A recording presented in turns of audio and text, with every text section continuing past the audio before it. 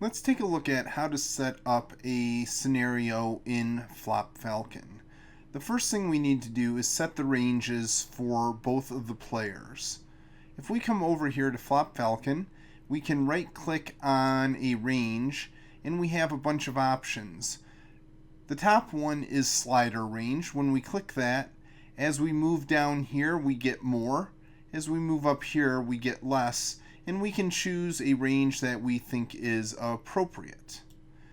Other ways that we could make the ranges is if we right click, we could say add any pair, add any ace, add any two Broadway, add any suited connector, any gapper, however we want to do that to construct the range. We can also just click on arbitrary hands and add those in also until we are feeling satisfied.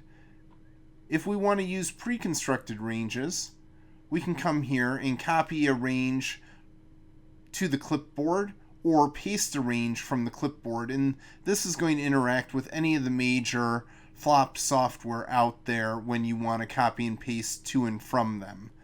You can also go here and we have Ed Miller's The Course Ranges, where you can select a range, maybe from the button if you're going to raise first over limpers, and set the value like that. Now, what we can do is say, well, what if we are sitting there with 10-8 suited on the button? If we right click and say clear all, it's going to clear all except for the one that we were clicking on. So now we have our actual hand versus the opponent's wide range.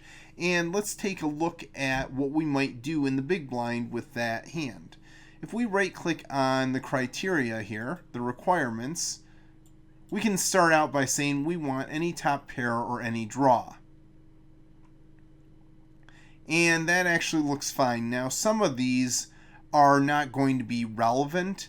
You're never going to have an overpair with 10-8 suited, but it doesn't matter to have it there. It doesn't really matter since you will never get an overpair.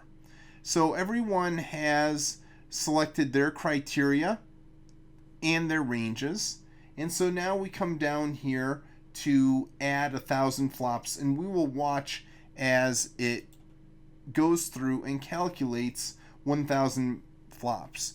You can see that the results are updating as we go, but as we get to 1,000, the numbers have pretty much stabilized. If we want to be sure, we can always do another 1,000 flops like this, but you can see it really doesn't change any of the numbers significantly. Let's go through and look at some of the results and what they mean in Falcon. On the left here, we see the criteria, and if we look at any given one of these, like top pair, we can see there is a number over top pair of 11%. That 11% that is over top pair is the overall chance that we hit top pair, which is going to be 11% of flops. Now, there's another number there, which is 15%, which is 15% of the hits, which is a smaller amount than just all the flops. Just the hits is going to be 15%. So 11% of the time we are going to hit top pair, and 15% of all hits are going to be top pair. And you can see that bar chart goes over. Now, if we look down at straight draw, overall, 39% of the time we will hit a straight draw that is open-ended or a gut shot, and 54% of all the hits are going to be straight draws. And you can see the yellow bar actually goes off the scale here because the scale goes from 0 to 33%. I chose 33% as the top because most of the time that is going to be big enough, and that keeps us zoomed in so that we can see things like the flush up here is 1% of the time we will flop a flush with 10-8 suited, and that bar is big enough that you can actually see it when we're zoomed in. These bar charts give you a relative feel of what is most common. So looking at those bar charts, most of the time we're going to flop a straight draw, then a flush draw, and top pair. The rest of these things are really nice hands like pair both whole cards. That's going to happen overall 3% of the time.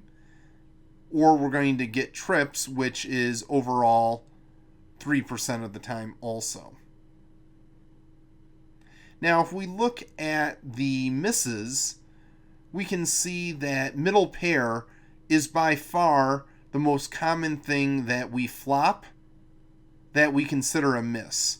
And just like on the hits, the 20% over middle pair means that 20% of all flops we will have middle pair, and then 21% of the non-hits are going to be middle pair. If we look over to the other players' range, the bar charts and those percentages are read in very much the same way.